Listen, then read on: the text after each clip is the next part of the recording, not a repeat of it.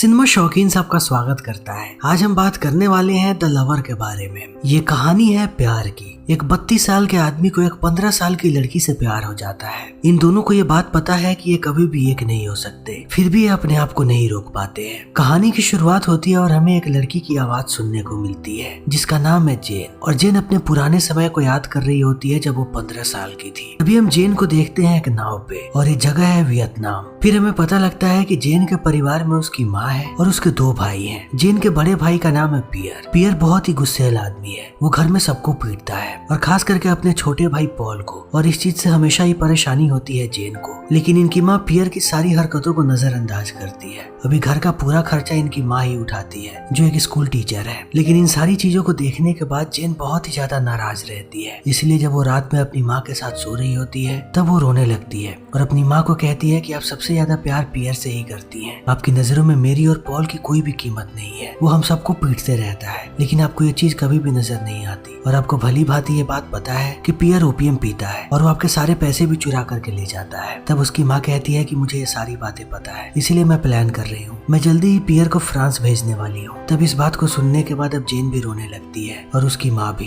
तभी हम पियर को देखते हैं जो अपना पूरा समय ऐसे ही मटर गश्ती में बिताता है। वो घर का सबसे बड़ा बेटा है लेकिन वो अपनी जिम्मेदारियों को नहीं समझ रहा। लेकिन अब जेन की छुट्टियां खत्म हो रही है। वो अपने पढ़ाई के लिए शहर में ही रहती है और वो अपनी छुट्टियां मनाने के लिए यहाँ पर आई हुई थी। लेकिन अब वो शहर वापस जा रही है, इसीलिए उसकी माँ उसे कुछ पैसे भी देती है और जेन जाकर के नाव पे बैठ जाती है। तभी वो इस तरफ एक बड़ी सी गाड़ी को आता हुआ देखती है जिस गाड़ी के अंदर एक चाइनीज आदमी बैठा है जिसका नाम है टोनी। और टोनी की गाड़ी अब नाव पे चली आती है। तभी टोनी की नजर पड़ती है यहाँ पे जेन पे और वो उसे देखते ही उसकी तरफ आकर्षित हो जाता है। इसीलिए वो गाड़ी से बाहर आता है और आकर के जेन से बात करने की कोशिश करता है। फिर वो अपना सिगरेट निकालता है और जेन को ऑफर करता है। तब जेन कहती है मैं सिगरेट नहीं पी, इससे लंग कैंसर होता है। तब इस बात को सुनने के बाद टोनी चुप हो जाता है और थोड़ी देर के बाद वो तारीफ करने लगता है जेन की और कहता है कि तुम्हारे कपड़े बहुत ही प्यारे हैं, तुम्हारा ड्रेसिंग सेंस मुझे बहुत पसंद है। तब इस बात को सुनने के बाद जेन भी उससे बात करने लगती है और वो पूछती है टोनी के बारे में। तब टोनी बताता है कि वो पेरिस से अपनी पढ़ाई पूरी करके आ रहा है। वो बिजनेस स्टडीज के लिए गया हुआ था पेरिस, लेकिन अब वो अपने शहर वापस आ चुका है। फिर बातों ही बातों में वो पूछता है कि जेन कहाँ पे जा रही है। तब जेन शहर का नाम बताती है। फिर टोनी कहता है कि वो तो रास्ते में ही है, तुम मेरी गाड़ी में चल सकती हो, मैं तुम्हें रास्ते में ड्रॉप कर दूंगा। फिर जेन भी मान जाती है और वो टोनी की गाड़ी में बैठ करके जाने लगती है। तब टोनी जेन की उम्र पूछता है। तब जेन यहाँ पे झूठ बोलती है। जेन की उम्र है 15 साल, लेकिन वो टोनी को कहती है कि मैं 17 साल की हूँ। तब टोनी हंसता है और कहता है कि मैं 32 साल का हूँ। तब इस बात को सुन के जेन मुस्कुराती है। तब टोनी कहता है कि मैं तुम्हें सबूत दिखा सकता हूँ, मेरे पास मेरी आईडी है। तब जेन कुछ भी रिएक्ट नहीं करती। तब टोनी ऐसे ही बात करते रहता है जेन से क्योंकि वो उसे पसंद करने लगा है। फिर इन्हीं बातों के बीच वो उसकी उंगलियों को छूता है। तब जेन कुछ भी रिएक्ट नहीं करती। फिर टोनी उसके हाथ को पकड़ लेता है। तब भी जेन कुछ रिएक्ट नहीं करती क्योंकि वो भी कहीं ना कहीं टोनी को चाहने लगी है। तब तक ये लोग शहर में आ चुके होते हैं। इस बीच टोनी अपने हाथों को रख देता है जेन के थाइज पे और उसे टच करने लगता है। तब भी जेन कुछ भी रिएक्ट नहीं करती। तभी उसका हॉस्टल आ जाता है। फिर वो गाड़ी से उतरती है और टोनी को बाय बोल करके चली आती है हॉस्टल के अंदर। लेकिन अब जेन भी इसी बारे में सोच रही है कि आज उसके साथ क्या हुआ। फिर जब वो रात में डिनर कर रही होती है तब वो अपने दोस्त को पूरी बात बताती है कि आज उसके साथ क्या हुआ। उसे एक चाइनीज आदमी मिला था जिसकी उम्र थी 32 साल और वो एकदम लट्टू हो गया था जेन पे। फिर बात करते करते ये दोनों जाकर के सोने लगते हैं। तब रात में ये दोनों बात करती हैं कि वेश्याएं क्या करती हैं बिस्तर पे, और बातों ही बातों में सुबह हो जाती है। तब जेन अपने स्कूल की तरफ जाने लगती है। लेकिन वो जैसे ही हॉस्टल से बाहर आती है उसे बाहर टोनी की कार नजर आती है। इसीलिए वो जाती है उसके कार के पास इस उम्मीद में कि टोनी अंदर ही होगा। फिर जैसे ही वो दरवाजे के पास जाती है उसे अंदर टोनी नजर आ जाता है, लेकिन दरवाजे का शीशा बंद है। इसीलिए वो शीशे पे किस करती है। फिर इस चीज को देखने के बाद टोनी और भी ज्यादा आकर्षित हो जाता है जेन के प्रति। लेकिन किस करने के बाद जेन यहाँ से भागने लगती है और वो चली जाती है अपने स्कूल। लेकिन जैसे ही स्कूल खत्म करके वो बाहर निकलती है वो हर तरफ देखने लगती है कि टोनी की कार कहाँ पे है, लेकिन उसकी कार उसे कहीं भी नजर नहीं आती। इसीलिए अब जेन निराश हो जाती है क्योंकि उसे उम्मीद थी कि टोनी बाहर ही होगा। फिर समय ऐसे ही बीतने लगता है। तभी थोड़े दिनों के बाद जैसे ही जेन बाहर आती है तब उसे फिर से बाहर टोनी की गाड़ी नजर आती है। तब वो जाती है गाड़ी के करीब और टोनी उसे अंदर बैठा लेता है और उसे लेकर के यहाँ से निकल पड़ता है चाइनीज सोसाइटी की तरफ। फिर वो उसे एक घर के अंदर लेकर के जाता है और एक कमरे में ये दोनों अकेले होते हैं। तब टोनी इसे कहता है कि हम इसे बैचलर रूम कहते हैं और तुम्हें पता है है कि चाइनीज लोग बैचलर रूम का क्या करते हैं, वो यहाँ पर अपनी रखेल को लाते हैं। और तुम्हें शायद ये भी पता होगा कि रखेल के साथ क्या किया जाता है, हम उनके साथ संभोग करते हैं। फिर इन बातों को कहने के बाद अब टोनी शर्माने लगता है कि उसे शायद ये बात नहीं कहनी चाहिए थी, लेकिन जेन इन बातों से ऑफेंड नहीं होती और वो वहीं पर खड़ी होती है। तब टोनी उसे कहता है कि मैं तुम्हें अपनी रखेल नहीं कहना चाहता था, अगर तुम्हें बुरा लगा हो तो मैं तुम्हें वापस छोड़ दूंगा। लेकिन जेन कहती है कि इसमें कोई बुराई नहीं है, ये बात मुझे बिल्कुल भी बुरी नहीं लगी। फिर इस बात को सुनते ही टोनी समझ जाता है कि जेन भी उसे चाहती है, इसीलिए वो जेन के करीब जाने लगता है और धीरे धीरे करके वो उसके सारे कपड़े उतार देता है। लेकिन टोनी उससे इंटीमेट होता उससे पहले उसे एहसास होता है कि इस लड़की की उम्र बहुत कम है, इसीलिए वो रुक जाता है क्योंकि उसे एहसास हो चुका है कि वो गलत करने जा रहा है। इसीलिए वो चुपचाप बैठ जाता है। तब जेन इस चीज को देख लेती है, इसीलिए वो ऊपर आती है और एक एक करके सारे कपड़े टोनी के उतारने लगती है क्योंकि जेन यहाँ पर इंटीमेट होना चाहती है टोनी के साथ। फिर ये दोनों इंटीमेट होने लगते हैं और ये कई घंटों तक इंटीमेट होते हैं और बाहरी दुनिया को बिल्कुल भूल जाते हैं कि बाहर कौन है और बाहर से लोग क्या कह रहे हैं। लेकिन अब इंटीमेट होने के बाद ये दोनों अपने अपने परिवार के बारे में बात करते हैं और अपने आप के बारे में भी। तब जेन बताती है कि वो एक राइटर बनना चाहती है, उसके साथ साथ वो अपने परिवार की परिस्थितियां भी बताती है कि उसके घर में कितना दुख और तकलीफ का माहौल है और उनका पूरा परिवार पाई पाई का मोहताज है। तब टोनी कहता है कि मुझे पता है तुम्हारे परिवार के बारे में, मैंने हर चीज पता करवाई है। मुझे ये बात भी पता है कि तुम्हारा बड़ा भाई पियर ओपियम लेता है, जिससे तुम्हारे परिवार की और भी मुसीबतें बढ़ रही हैं। फिर इतना कहने के बाद वो जेन से पूछता है कि क्या तुम एक गोल्ड डिगर हो। तब जेन कहती है कि नहीं, मुझे पैसों की बिल्कुल भी परवाह नहीं है, मुझे सिर्फ अपने सपने को पूरा करना है, एक राइटर बनने का। मैं अपने आप के बारे में लिखना चाहती हूँ और अपने परिवार के बारे में भी, और मैं तुम्हारे इतने करीब इसलिए आई क्योंकि मैं तुम्हें चाहती हूँ। फिर शाम हो जाती है। तब टोनी जेन को लेकर के बाहर निकलता है और ये लोग जाते हैं एक महंगे चाइनीज रेस्टोरेंट में और खाना खाने लगते हैं। तब जेन चाइनीज लोगों का मजाक बनाती है और कहती है कि मेरी मम्मी हमेशा कहा करती है कि जो लड़की अपनी वर्जिनिटी लूज कर देती है उसे कोई भी मर्द नहीं अपनाता। क्या चाइनीज लोग भी ऐसा करते हैं? क्या वो भी सिर्फ वर्जिन लड़कियों से शादी करते हैं? अब मैं वर्जिन नहीं हूँ तो क्या तुम मुझसे शादी नहीं करोगे? तब टोनी कहता है कि तुम एक फ्रेंच लड़की हो और मैं सिर्फ चाइनीज लड़की से ही शादी कर सकता हूँ, इसीलिए हमारी शादी नहीं हो सकती। तब जेन हंसने लगती है और कहती है कि मैं भी किसी चाइनीज आदमी से शादी नहीं करना चाहती। तभी टोनी अपना वॉलेट बाहर निकालता है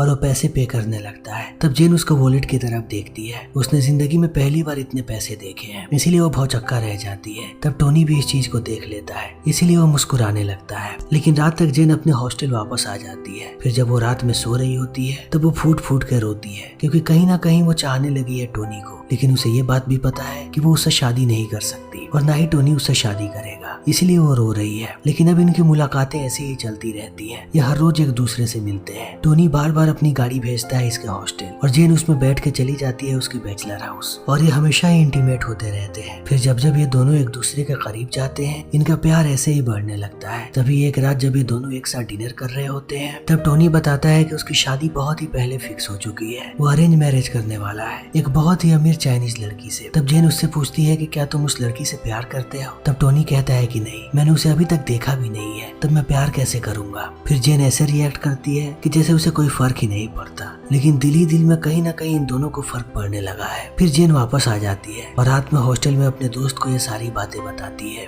तब उसकी दोस्त कहती है कि तुम्हें टोनी इतना पसंद क्यों है? तब जेन बताती है क्योंकि टोनी को एक ही चीज पसंद है और वो है प्यार करना, और वो मेरे साथ इंटीमेट होता है, इसीलिए मैं उसे इतना ज्यादा पसंद करती हूँ। फिर अगले दिन से जेन वापस जाने लगती है टोनी के पास। टोनी की गाड़ी किसी भी वक्त चली आती है बाहर और जेन कभी भी यहाँ से चली जाती है और ये हमेशा इंटीमेट होते रहते हैं। तभी फिर से जेन की छुट्टियां शुरू हो जाती हैं। तब टोनी अपनी गाड़ी से जेन को भिजवाता है उसके घर। फिर जैसे ही उसकी माँ गाड़ी को देखती है वो भड़क जाती है और वो जेन से पूछने लगती है कि ये किसकी गाड़ी है। तब जेन कहती है कि मेरा एक दोस्त है, वो अभी पेरिस से वापस आया है, वो मेरा अच्छा दोस्त है, इसीलिए उसने मेरी मदद की और मुझे घर भिजवाया। तभी उसकी माँ उसे एक लेटर दिखाती है कि तुम्हारे स्कूल से एक लेटर आया है कि तुम ज्यादातर क्लासेस में एब्सेंट रही हो, तुम शायद इसी आदमी से मिलने जाती थी। तभी यहाँ पे पियर आ जाता है और वो अपनी माँ को कहता है कि तुम्हें पता ही होगा कि ये क्या करने जाती होगी उस आदमी के पास। लेकिन इस बात को सुनने के बाद उसकी माँ चुप हो जाती है और कंफ्यूज होकर के यहाँ से चली जाती है। तभी जेन की छुट्टियां खत्म हो जाती है, लेकिन जब वो शहर वापस आ रही होती है तब टोनी ने उसके पूरे परिवार को बुलाया है। फिर वो सबको लेकर के जाता है एक महंगे रेस्टोरेंट में और इनसे बड़े ही अच्छे से पेश आता है। और सबके लिए बढ़िया खाना ऑर्डर करता है और सबसे धीरे धीरे बात करने की कोशिश करता है। लेकिन किसी को भी टोनी की बातों में कोई भी रुचि नहीं है। सबका ध्यान सिर्फ और सिर्फ खाने पे है। वो लजीज खाना खाना चाहते हैं क्योंकि इतना बेहतरीन खाना उन्होंने आज तक अपनी जिंदगी में कभी भी नहीं खाया है। और जेन भी ऐसा ही करती है क्योंकि वो नहीं चाहते कि उसके परिवार वालों को पता लगे कि वो प्यार करती है टोनी से, इसीलिए वो भी खाने पे ध्यान देती है। तब पियर कहता है कि उसे क्लब में जाना है। फिर इस बात को सुनते ही टोनी क्लब के भी पैसे भर देता है और पियर घूम के आता है क्लब से। लेकिन इतना सब करने के बाद भी वो बहुत ही बदतमीजी के साथ पेश आता है टोनी के साथ। लेकिन टोनी कुछ भी रिप्लाई नहीं करता और वो बड़े ही ध्यान से इनके पूरे परिवार को देखता है। और एक वक्त के बाद वो समझ जाता है कि इसके परिवार को सिर्फ और सिर्फ पैसे चाहिए। जिन ने कहा था कि वो एक गोल्ड डिगर नहीं है, लेकिन असल में वो एक गोल्ड डिगर है। और अब कहीं ना कहीं टोनी उसे पहचानने लगा है, इसीलिए वो फिर से लेकर के जाता है जेन को अपने कमरे पे। लेकिन जेन उससे कुछ भी नहीं बोलती। उसे पता है कि उसके परिवार वालों ने आज क्या किया है, इसीलिए वो शर्मिंदा है। लेकिन अब टोनी जेन को देखता है और उसे एक थप्पड़ मारता है और थप्पड़ मारने के बाद बिस्तर पे लिटा देता है। फिर उसका अंडरवेयर उतारता है और बहुत ही अभद्र तरीके से उसके साथ संभोग करने लगता है। फिर जेन ऐसे ही बेजान इंसान की तरह बिस्तर पे पड़ी होती है, जैसे उसे कोई फर्क नहीं पड़ता। टोनी की जो मर्जी हो वो उसके साथ कर सकता है। फिर ये सब होने के बाद जेन भी प्रिटेंड करने लगती है कि वो एक गोल्ड डिगर है, इसीलिए वो टोनी से पैसे मांगती है। फिर टोनी उसे गुस्से में पैसे भी देता है बहुत सारा। फिर उन पैसों को लेकर के जेन वापस आ जाती है हॉस्टल और अगली सुबह अपनी माँ को सारे पैसे दे देती है। तब उसकी माँ जाती है वार्डन के पास और कहती है कि जेन जब भी हॉस्टल से बाहर जाना चाहे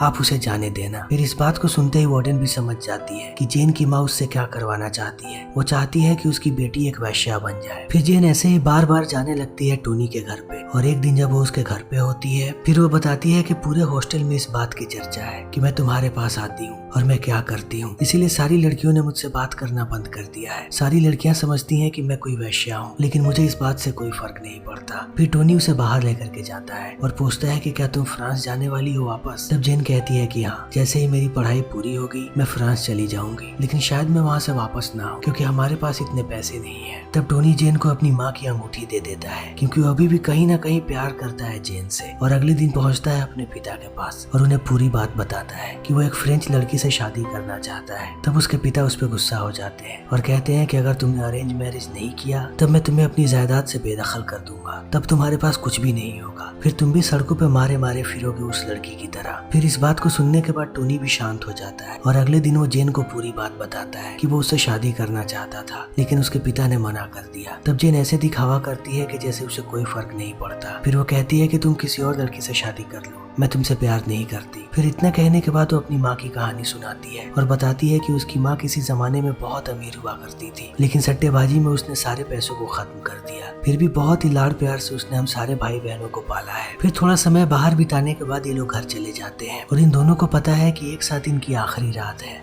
इसीलिए टोनी अब यहाँ पे जेन से पूछता है कि एक आखिरी बार कह दो कि तुम मुझसे प्यार नहीं करती और जो कुछ भी तुमने मेरे साथ किया वो सिर्फ पैसों के लिए किया। तब जेन कहती है कि हाँ, मैं तुमसे प्यार नहीं करती। लेकिन इतना कहने के बाद वो इंटीमेट होने की कोशिश करने लगती है टोनी के साथ। तब टोनी उसे रोक देता है और कहता है कि मैं तुम्हारे साथ इंटीमेट नहीं हो सकता क्योंकि तुम मुझसे प्यार नहीं करती। हमारी आखिरी मुलाकात ऐसी ही रहेगी, दर्दनाक। मैं इसी दर्द में अपनी पूरी जिंदगी बिताऊंगा। फिर वो वापस घर भिजवा देता है जेन को। लेकिन जेन जैसे ही घर जाती है उसकी माँ अंगूठी को देख लेती है। फिर उसे शक होने लगता है कहीं ना कहीं जेन पे कि जेन चाहने लगी है उस आदमी को, इसीलिए वो बार बार उससे सवाल पूछती है कि आखिर वो तुम्हें इतनी महंगी अंगूठी क्यों देगा। तब जेन अंगूठी निकाल करके फेंक देती है और कहती है कि अगर तुम्हें इसे बेचना है तो बेच दो, मुझे कोई फर्क नहीं पड़ता। तभी यहाँ पे पियर आ जाता है और वो जेन के सारे कपड़ों को देखने लगता है। फिर वो जेन के अंडरवेयर को बाहर निकालता है और उसे सूंघने लगता है और सूंघ के कहता है कि ये इंटीमेट हुई है उस चाइनीज आदमी के साथ, वो भी बार बार। तब इस बात को सुनने के बाद अब जेन गुस्सा हो जाती है। तब पियर उसे पीटने लगता है। फिर इनकी माँ इन दोनों को अलग करती है और दूसरी तरफ पॉल इन सारी चीजों को सुन करके बस रो रहा होता है। लेकिन अब इनकी माँ पियर को वापस भेजने लगती है फ्रांस। लेकिन सबसे ज्यादा अपने तीनों बच्चों में उनकी माँ प्यार करती है पियर से, इसीलिए जब पियर नाव से जा रहा होता है तब उसकी माँ टूट जाती है और वो फूट फूट के रो रही होती है और पियर भी रो रहा होता है इन्हें देख करके। फिर जेन वापस जाती है टोनी के पास और वो जैसे ही बैचलर हाउस में पहुंचती है वो देखती है कि टोनी शराब के नशे में धुत पड़ा हुआ है और वो ओपियम भी फूंकने लगा है। वो सिर्फ इसलिए सारी चीजें कर रहा है क्योंकि वो जेन को भुलाना चाहता है। फिर वो जेन को बताता है कि कुछ ही दिनों में मेरी शादी होने वाली है, लेकिन तुम्हें इस बात से कोई फर्क नहीं पड़ेगा। फिर ऐसे ही समय बीतने लगता है और हम देखते हैं कि टोनी की शादी हो रही है और टोनी यहीं पर देखता है कि जेन भी बैठी हुई है। फिर वो बार बार उसे देखता है लेकिन उसकी तरफ से अपने नजरों को हटा लेता है क्योंकि टोनी बेइंतहा मोहब्बत करता है जेन से, लेकिन उसकी शादी किसी और लड़की से हो जाती है। तब जेन घर वापस जाती है। फिर उसकी माँ बताती है कि अब ये लोग फ्रांस जा रहे हैं और इनके फ्रांस जाने का सारा खर्चा टोनी ने उठाया है और उसके साथ साथ पियर ने जितना भी कर्जा लिया था ओपियम के लिए, टोनी ने वो सारे पैसे भी चुका दिए। फिर इन बातों को सुनने के बाद जेन शहर वापस आती है और जाती है बैचलर हाउस में। तब वो देखती है कि यहाँ से टोनी जा चुका है, लेकिन वो यहीं पर इंतजार करती है टोनी का। वो कई घंटों तक यहाँ बैठी रहती है, लेकिन जब रात हो जाती है तब वो वापस चली आती है अपने घर और अगले दिन ये लोग नाव में बैठ करके यहाँ से निकलने लगते हैं। तभी जेन की नजर पड़ती है टोनी की कार पे और वो ध्यान से कार को देखने लगती है, लेकिन अब नाव यहाँ से निकल पड़ता है। फिर जेन समझ जाती है कि शायद वो कभी भी टोनी को दोबारा नहीं देख पाएगी, इसीलिए वो रात में फूट फूट कर रोती है और इस बात को कबूल करती है कि वो भी बेइंतहा मोहब्बत करती है टोनी से, लेकिन शायद अब ये दोनों कभी नहीं मिल पाएंगे। फिर समय ऐसे ही बीतने लगता है और एक वक्त के बाद जेन बूढ़ी हो जाती है, लेकिन वो सारी कहानियां लिखती है और एक दिन ये कहानी पता लगती है टोनी को। फिर वो कॉल करता है जेन को और उसे बताता है कि वो अभी भी उससे बेइंतहा मोहब्बत करता है। तब जेन भी अपने प्यार का इजहार करती है और ये फिल्म यहीं पे खत्म हो जाती है। तो दोस्तों, हमारी आज की ये वीडियो यहीं पे खत्म होती है। अगर आपको हमारी ये वीडियो पसंद आई हो तो इसे लाइक करें, शेयर करें और चैनल को सब्सक्राइब करें। Thank you.